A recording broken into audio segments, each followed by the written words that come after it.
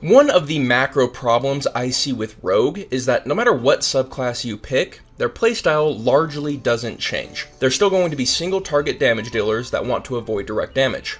I wanted to change that. I wanted to build a subclass that plays Rogue different than any other Rogue while still feeling very Rogue. So today I'm bringing you the Webspinner.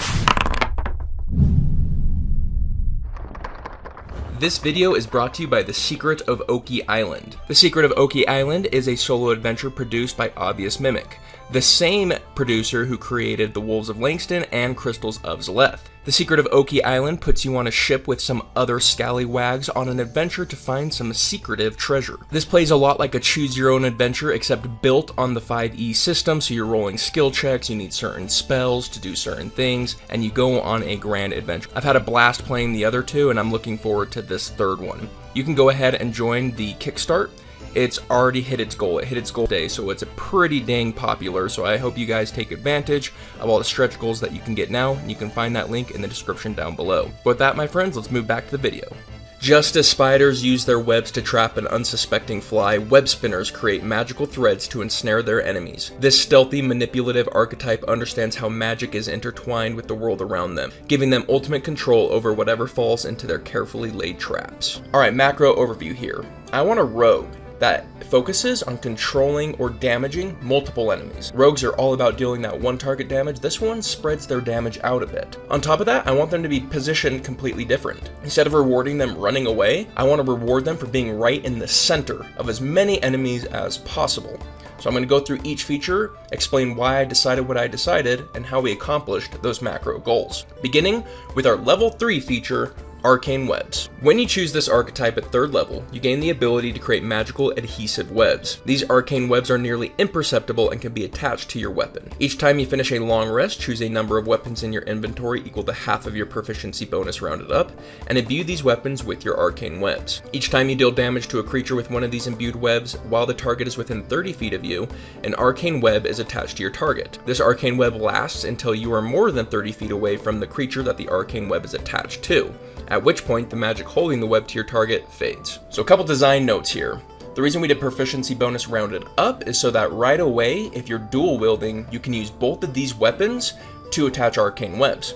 This already changes the way your rogue's going to play, because for most rogues, they're using their bonus action attack to get that sneak attack off. If they already got it with their action, they're usually foregoing the bonus action attack to either dash or disengage or hide. But for us, we're rewarded for attacking a second enemy. Even though we're not doing a lot of damage, we set up one of our webs to control them. Also, we're rewarded for having many enemies within 30 feet of us with the web attached to them. So we're going to be literally in the center of everybody that we attach our webs to, and if we leave that area, the webs disattach, and so we don't get the benefits. So we are rewarded for being in new and interesting positions for Rogue. We also get a second feature at level 3. This is called Thread Manipulation, and it's a big one. Additionally, at 3rd level, you learn to control creatures that are stuck to your webs. While a creature has one of your arcane webs attached to them, you can manipulate them in the following ways. Each time a creature attached to your arcane webs attempts to move to a space that is more than 30 feet away from you, you can choose to force the creature to make a strength saving throw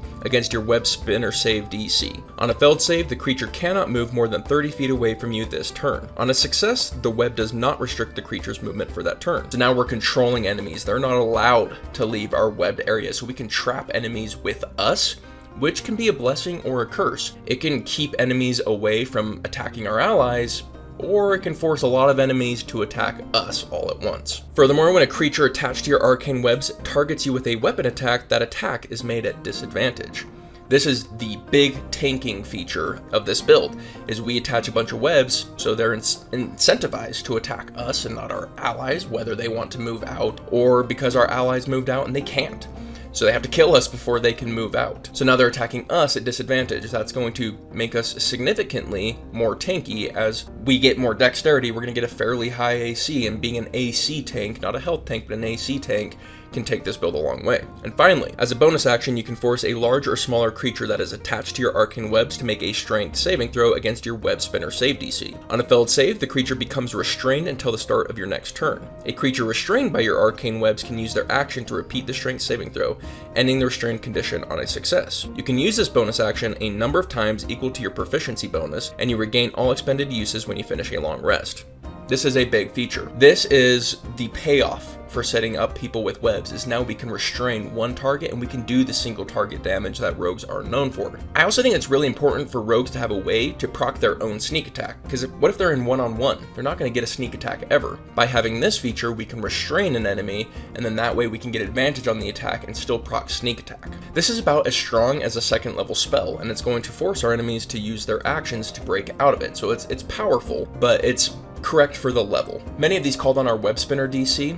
The idea behind the Webspinner DC is 8 plus proficiency bonus plus intelligence modifier. So this is going to be an intelligence rogue, similar to the arcane trickster. Now this does a couple different things, because we are really rewarded for having high dexterity. So we're going to be more of an AC tank, normal rogue stuff like being more accurate, dealing more damage, better sneaking, all the things that dexterity normally does. So we wanted to split that off and do kind of a secondary idea, which is being more focused on being a controller rogue or dealing more area damage. That's what the intelligence side does. So now you have a choice.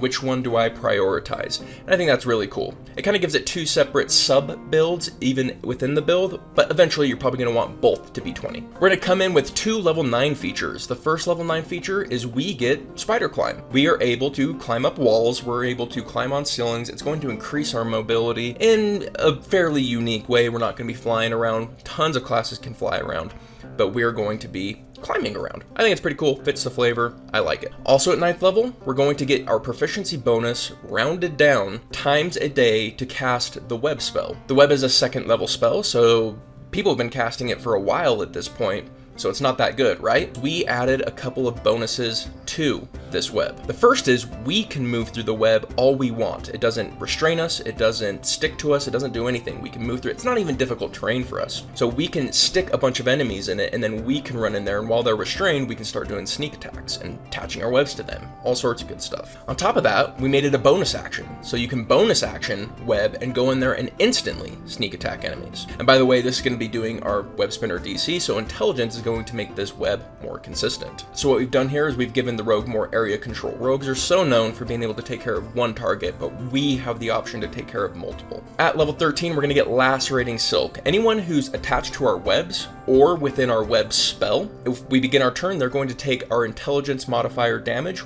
doubled. So if we have a 3 in intelligence, they're going to take 6 damage at the beginning of each turn. So this is going to give us area damage on top of what we're doing. So now we have the ability to deal lots of damage to a bunch of different enemies. And on top of that, if an enemy is restrained, they're going to take quadruple our intelligence modifier damage. So if we've maxed intelligence, they're going to be taking 20 damage at the beginning of our turn. And that's multiple different enemies. That's a lot of damage. Admittedly, might be too much damage. I don't know. This one needs to be play tested more. If I were to change it, it would be intelligence modifier base, and then if they're restrained, double, but that just needs to be playtest. So if you're playing it and it's too strong, go ahead and revert over to that. But I wanted to make sure that at 13th level, it was dealing significant damage, so I started potentially on the higher end. So now we're really rewarded for spreading out our damage. Normally a rogue wants to assassinate. They want to choose someone who has really low health and kill them. This rogue wants to spread their damage out, and because the more damage they spread out in the beginning, the more damage over time they get as the fight continues. Again, changing the core rogue playstyle. At level 17, we get Barbed Bloodlust, which gives us the ability that anytime we deal a sneak attack, it procs our Lacerating Silk ability.